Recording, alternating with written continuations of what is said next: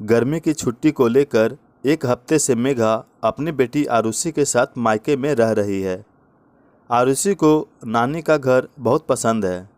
आरुषि ने माँ मेघा से प्रॉमिस लिया था, मम्मा गर्मी की छुट्टियों में हम नानी के घर ज़रूर जाएंगे। तुम तो हर गर्मी में वहाँ जाती हो, इस बार कोई ख़ास बात है क्या? मेघा के यह पूछने पर आरुषि बोली, हाँ, नानू ने दीवार वाला बड़ा टीवी लिया है। बड़े टीवी में प्रोग्राम देखने का मज़ा ही कुछ और है। मेघा इतने दिन मायके में रुकना नहीं चाहती थी क्योंकि वहाँ से उसका ऑफिस काफ़ी दूर पड़ता है। आने जाने में 2 घंटे बर्बाद हो जाएंगे, परंतु बच्चे की जिद के आगे वह क्या कह सकती है। यहाँ आने के बाद बेटी की हर जिद नानी नानू पूरी करते हैं और यहाँ टीवी सारा दिन चलता रहता है और आरुषि उससे चिपकी रहती है। आज संडे है। आरुषि अपने नाना नानी के साथ हॉल में टीवी देख रही है। मेघा रसोई में रोटियां सेक रही है और हॉल से आती तीनों की आवाज़ें उसके कानों में पड़ रही है। जानती है कोई डांस प्रोग्राम टीवी पर चल रहा होगा। आरुषि को डांस का बड़ा शौक है। हूबहू नकल करती है, चाहे कोई भी डांसर हो या डांस हो। उसके लिए कोई भी पोज मुश्किल नहीं है। जैसे ही टीवी पर डांस शुरू होता है, उसका भी डांस शुरू हो जाता है। उसका डांस देखकर नानी नानू उत्साह बढ़ाते हैं। शाबाश बेटा, एकदम सही पोज लिया है। यह तो पक्की नृत्यांगना है। माधुरी रेखा तो इसके आगे पानी भरती है। मेघा सब कुछ सुन रही है। माँ ने कई बार उसे कहा भी है, इसे किसी अच्छी एकेडमी में डाल दे। अभी से सीखना शुरू करेगी तो 2-4 साल में स्टेज परफॉर्मेंस देने लगेगी। फिर टीवी प्रोग्राम में भी सिलेक्शन आसानी से हो जाएगा। आरुषि के नाना तो एक ही राग अलापते हैं। शहर में कितने नामी गिरामी कोरियोग्राफर हैं, किसी एक को चुन ले, उसी की शागिर्दी में यह सब सीख जाएगी। यह सुनकर आरुषि उत्साहित होती है। अक्सर पूछती है, मम्मी डांस स्कूल में कब एडमिशन कराओगी? मुझे तो डांस सीखना है और मैं ज़रूर सीखूंगी। नानू, आप मम्मी को समझाते क्यों नहीं? मेरी तो कितनी सारी सहेलियां कृपाल सर से डांस सीखती है। मुझे भी कृपाल सर से डांस सीखना है। बेटे की बात सुनकर मेघा कोई जवाब नहीं देती है। लगता है वह कुछ सुन ही नहीं रही है। सब कुछ उसके सिर के ऊपर से निकलता जा रहा है। 1-2 बार उसने माँ पापा को फुसफुसाते हुए सुना है, यह मेघा को क्या हो गया है? हमारा बार बार डांस सीखने के लिए स्कूल में भेजने के लिए कहना इसे बुरा क्यों लगता है? ठीक है भाई, बेटी उसकी है, जो चाहे करे। परंतु मेघा के पिता भरत मन ही मन पत्नी से कहते हैं, नहीं शारदा, तुम कुछ नहीं समझोगी, छोड़ो ये सब। चुपचाप तो वह शुरू से ही थी, परंतु पिछले 2-3 महीनों से यूं गुमसुम रहना अब सबको अखरता है। ऑफिस में सभी उसके स्वभाव पर टोकते हैं। कई बार उसके देवर और पति भी कह देते हैं, तुम्हें देखकर लगता है जैसे तुम्हें चुपचाप काम करने के लिए बनाया गया है। न बोलना, न बतियाना और न किसी से कोई सवाल पूछना। ऑफिस में उसकी दोस्ती सिर्फ शिप्रा से है, बस उसी से बातें कर लेती है। गर्मी की छुट्टियां खत्म होने वाली है। पति गौरव 2-4 दिनों में उसे और आरुषि को ले जाएंगे। मेघा के लिए तो जैसा मायका वैसा ससुराल।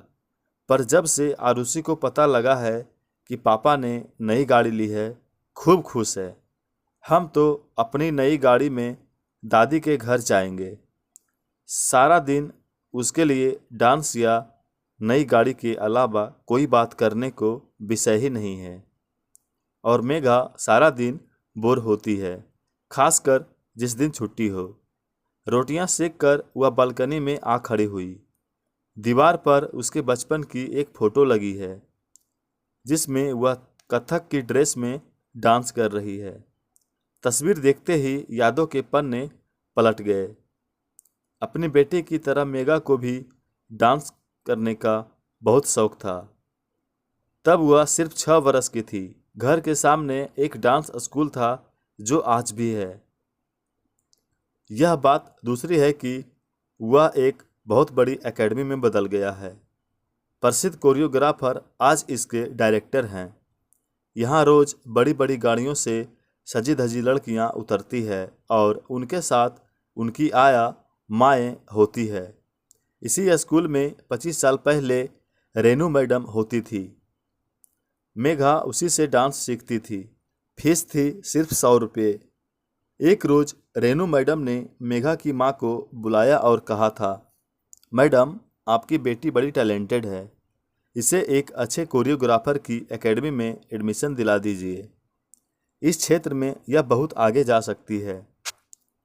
सिविल लाइन्स में प्रदीप नाम के एक कोरियोग्राफर की एकेडमी है।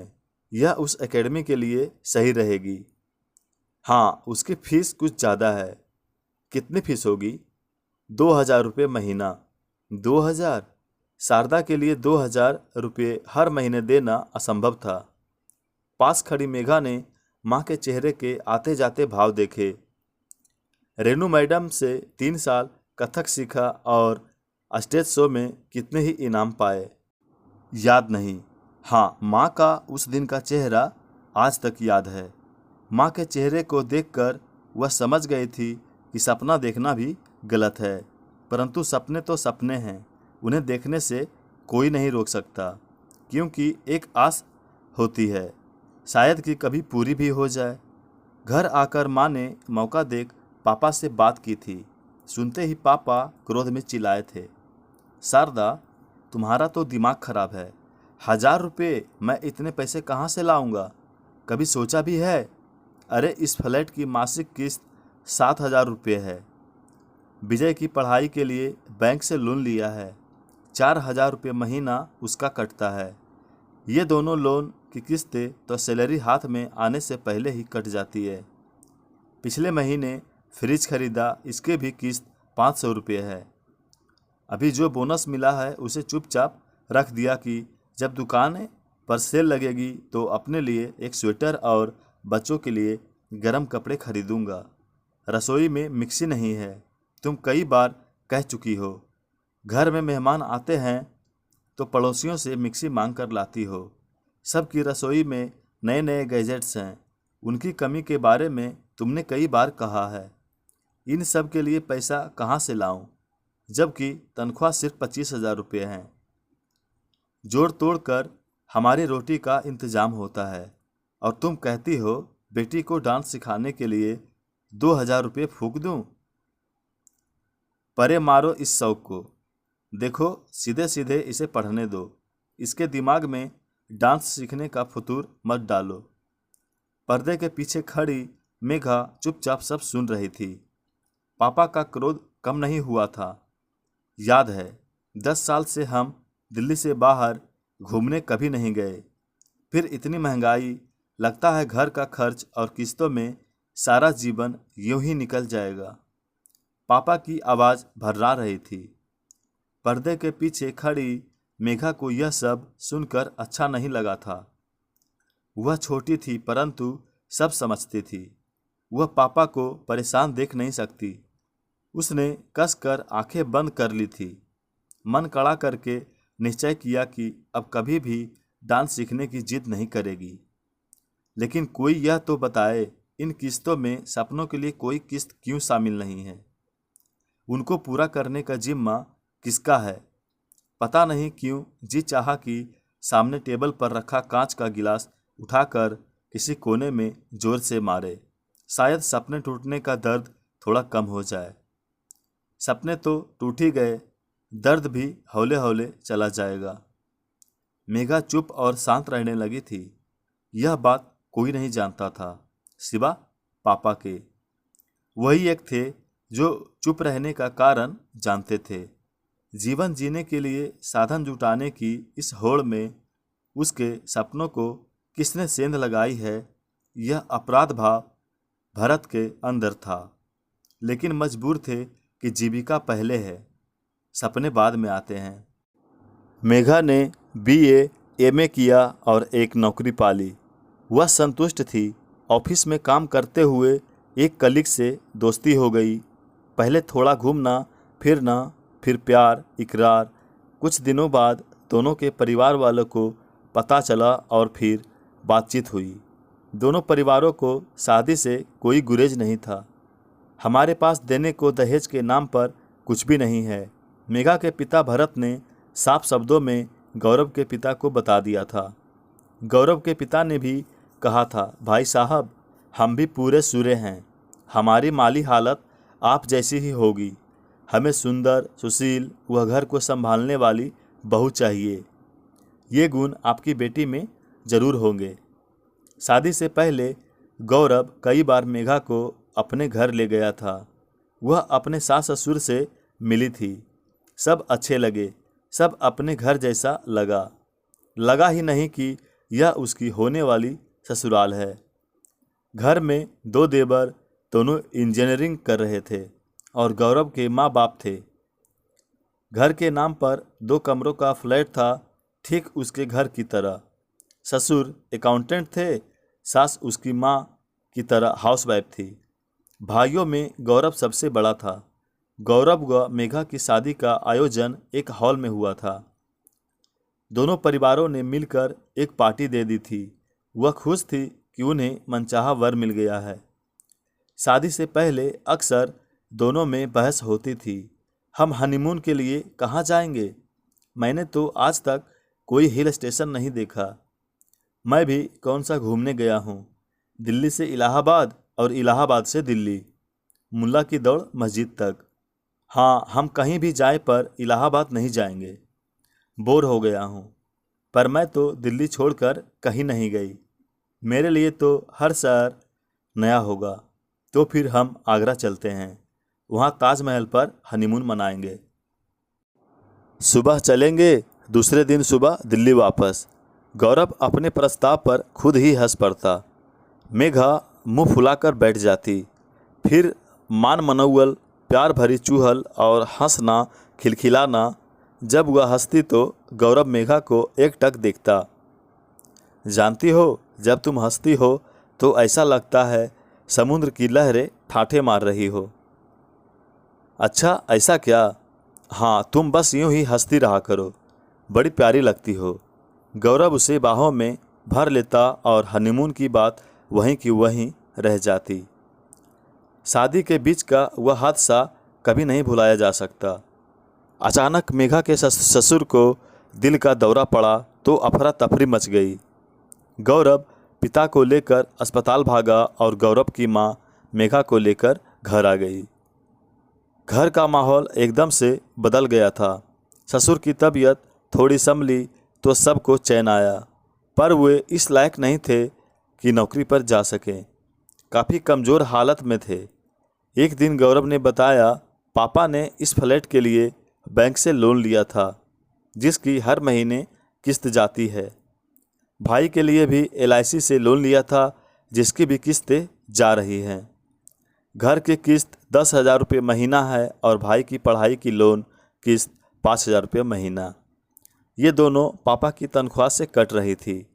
पापा की हालत देखकर नहीं लगता कि पापा नौकरी पर जा सकेंगे। अब इसकी भरपाई की जिम्मेदारी हम पर है। आशा है तुम मेरा साथ दोगी। घर का खर्च व पापा की दवाइयों का खर्च तुम संभालो और मैं LIC और बैंक से लिए गए लोन की किस्तों को चुकाऊंगा। बात सिर्फ 4 साल की है। 4 साल बाद दोनों छोटे भाइयों की नौकरी लग जाएगी, तब ये दोनों हमारी मदद करेंगे। देखना, सब ठीक हो जाएगा। वह आबक थी। सास ने सही कहा था, हम दोनों की माली हालत एक सी है। वहाँ भी किस्तों के बोझ के कारण यही कहते थे, बस थोड़े दिनों की बात है, अकेले पापा ढो रहे हैं, बाद में सब ठीक हो जाएगा। यहाँ पति भी यही समझा रहे थे। आखिर कब तक यह चलेगा? शायद सारी जिंदगी। शादी से पहले मेघा की जिंदगी नीरस बेनूर थी। शादी के बाद सोचा था यहाँ खुलकर अपनी जिंदगी अपनी तरीके से जिएगी। यहाँ तो कमाने वाले 3 हैं और अब तो 2 ही जन हैं। फिर भी सब कुछ पहले जैसा है। वही किस्तों का बोझ, वही सोच। मेरा जीवन तो किस्तों की गणित के बीच ही बीत जाएगा। ससुर बिस्तर पर हैं, सासू माँ बिल्कुल मम्मी की तरह सारा दिन घर परिवार के लिए कोल्हू की बैल की तरह जुटी रहती हैं। मुझे जल्द ही समझ में आ गया था कि यहाँ सबको परिवार की ज़रूरत के हिसाब से चलना पड़ता है। यहाँ अपनी लीक से हटकर सोचना गुनाह है। खासकर खर्च के मामले में सबको हाथ खींचकर चलना पड़ता है। पापा के घर की तरह यहाँ भी कोई नया सपना देखना मना है। इसीलिए मेघा चुपचाप सारा कुछ ढोती जा रही है। कभी नहीं कहा कि हनीमून न सही कहीं और घूमने चले। घूमने का प्लान बनाते बनाते 2 वर्ष गुजर गए। फिर आरुषि का जन्म हुआ। बहुत खुश थी वह नन्ही सी प्यारी सी परी को पाकर। एक दिन उसने गौरव से कहा, क्यों ना हम बेटी के आने की खुशी में अच्छी सी पार्टी दें। पहली बार मेघा की खुशियों ने उछाल मारी थी। वह मन ही मन में मेहमानों की लिस्ट भी तैयार कर चुकी थी।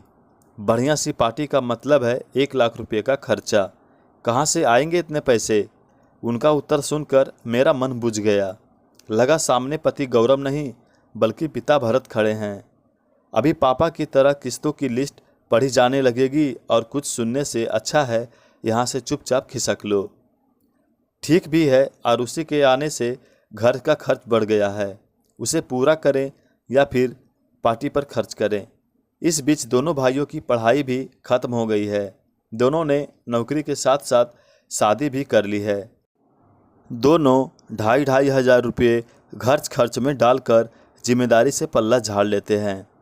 जो पैसा बैंक में लोन की किस्त अदा करने में जाता था वह आरुषि पर खर्च हो जाता है और बाबूजी की दवाओं पर खर्च हो जाता है। ना कोई कुल्लू गया, ना मनाली, ना आगरा। दोनों मियाँ बीबी एक ही जगह बैठे कर्जा, आमदनी और खर्चों के हिसाब में उलझे हुए हैं। दोनों खूंटे से बंधी गाय की तरह हैं जो सुबह से शाम तक घूमकर एक घेरे में सिमटे हुए हैं। एक दिन गौरव ने बताया, मैंने कार लोन के लिए अप्लाई किया है, अगले महीने कार आ जाएगी। क्यों, स्कूटर से काम चल रहा है ना? नहीं, स्कूटर भी खटारा हो गया है, हमें अपना स्टैंडर्ड भी तो ऊंचा करना है। गौरव ने ऐसे कहा जैसे वह आगरा का ताजमहल खरीदने जा रहा है। मेघा को गौरव पर बड़ा गुस्सा आया। 2 बरस से आरुषि दीवार वाला बड़ा टीवी खरीदने के लिए जिद कर रही है तो गौरव ने यह कहकर बच्ची को बहला दिया कि बेटा अब की बोनस मिलेगा तो पक्का बड़ा टीवी खरीदेंगे। फिर हम मुंबई भी जाएंगे, तुम्हें वहाँ डांस शो भी दिखाएंगे। स्टेज शो देखने का तुम्हें बहुत शौक है ना? पापा की बात सुनकर आरुषि खुशी से तालियां बजाती है, लेकिन मेघा गुस्से में कहती है, क्यों बच्ची से झूठा वादा करते हो? कभी सोचा है तुमने? इन्हीं झूठी बातों से बच्ची का तुम पर से विश्वास उठ जाएगा। गौरव को अनजान की परवाह नहीं है। छोड़ो, वह तो बच्ची है, थोड़ी देर में सब भूल जाएगी। तुम यह सब मेरे ऊपर छोड़ो। रही बात गाड़ी लेने की, वह तो मैं ज़रूर लूँगा। लेकिन मेघा जानती है आरुषि की आंखों में चमकते तारों से टिमटिमाते सपनों का क्या होगा।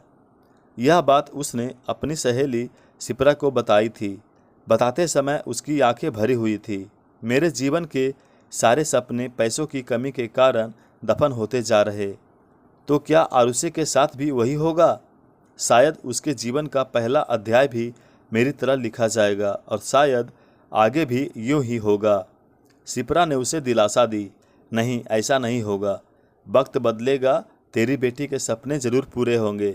घर की बालकनी में खड़ी मेघा यह सब याद कर रही थी कि आरुषि की आवाज़ उसके कानों में पड़ी।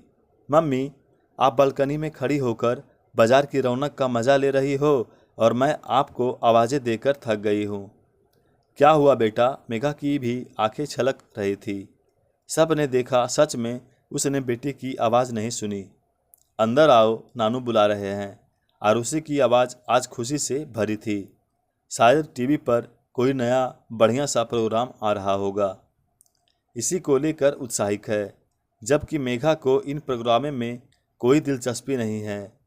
आती हूँ कहकर वह वहीं कुर्सी पर बैठ गई। वह फिर से वही सब सोच रही थी।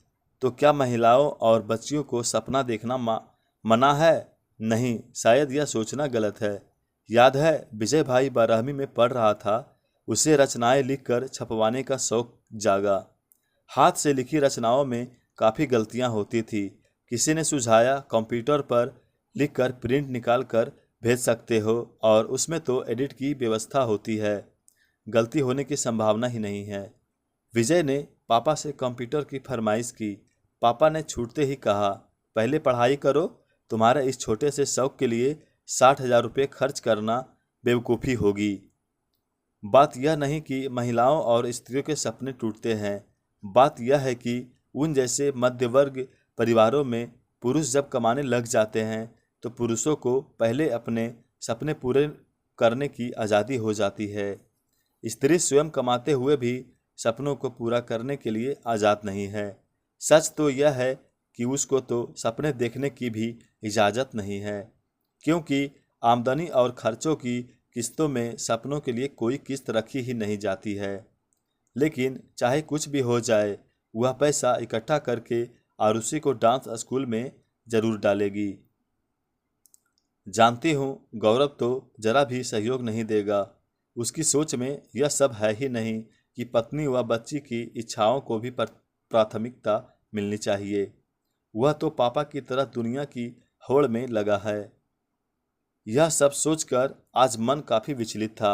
ओ मम्मी, आप तो फिर वही बैठ गई, नानू कब से बुला रहे हैं।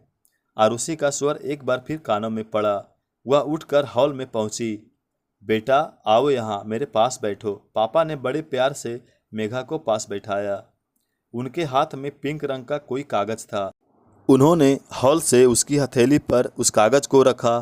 पापा यह क्या है? यह तो चेक है। नहीं, यह तो डिमांड ड्राफ्ट है, और वह भी मेरे नाम। वह कभी पापा तो कभी माँ का चेहरा देख रही थी। लिखी रकम पढ़कर चौंक पड़ी। 10 लाख रुपये। हाँ बेटा, ये 10 लाख रुपये तेरे हैं। सुन, 10 बरस पहले मैंने बैंक में पीपीएफ खाता खोला था। सोचा था जो पैसा डालूंगा तेरी शादी के समय काम आएगा। साल का 1 लाख रुपया डालता था। तेरी शादी में तो सिर्फ 20,000 रुपया लगा था। यह पैसा जमा होता गया। कल यह पैसा 10 लाख रुपया बन गया है, सो वही निकाल कर तेरे को दे रहा हूँ।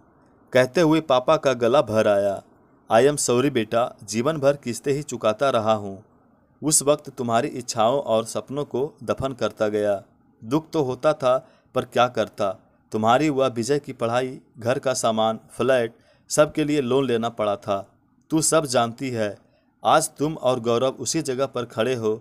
जानता हूँ तुम दोनों का जीवन भी मेरी तरह बीतेगा, किंतु इस बिटिया के सपनों का क्या होगा। अब इस पैसों से बेटी को किसी अच्छी सी डांस एकेडमी में एडमिशन दिला दे। बच्ची होनहार है, देखना बहुत आगे जाएगी। कहते हुए पापा की आंखें छलक आई थी। वे आगे बोले, एक बात और, इन पैसों से मकान की किस्तें मत भरना, समझी। तेरे ना सही इस बच्ची के सपने तो पूरे हो जाएंगे। मेघा की भी आंखें छलक रही थी। सब के पीछे माँ खड़ी थी। उसके हाथ में घुंघरू थे जो 20 साल पहले किसी डांस शो में मेघा को इनाम में मिले थे। सब ने देखा, माँ घुंघरू छन छन बजा रही थी। आरुषि हैरान थी। जो मम्मी चुपचाप रहती थी, आज खुशी से नाच रही थी। आरुषि ने भी माँ का साथ दिया और बेटी को डांस क्लास में एडमिशन कराने की सोचने लगे। पाठ को आज की कहानी यही समाप्त होती है। धन्यवाद।